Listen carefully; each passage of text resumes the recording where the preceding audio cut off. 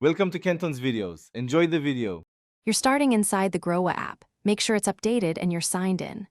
Once in, tap Profile, then Settings, go straight to Security. You need your app PIN or password ready because the app will ask for confirmation. This prevents accidental lock changes. Now locate the fingerprint lock toggle under Biometric Security. Don't pause. This is the first actionable step.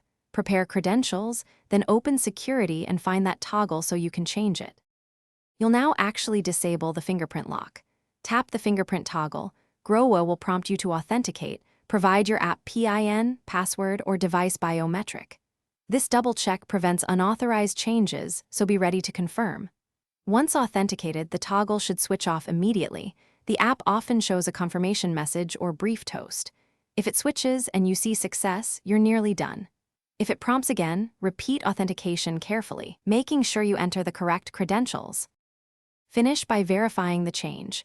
Close Groww and reopen it, then log in to confirm the fingerprint option is disabled. Once done, make sure the app no longer asks for biometric unlock. If the fingerprint still appears, clear the app cache, check your phone's biometric settings, and ensure other security profiles aren't forcing it. As a last resort, reinstall Groww, back up any data, and sign in again. One tip: if issues persist, check device-level biometrics. Sometimes the phone overrides app settings. Thanks for watching. Consider subscribing if we helped you.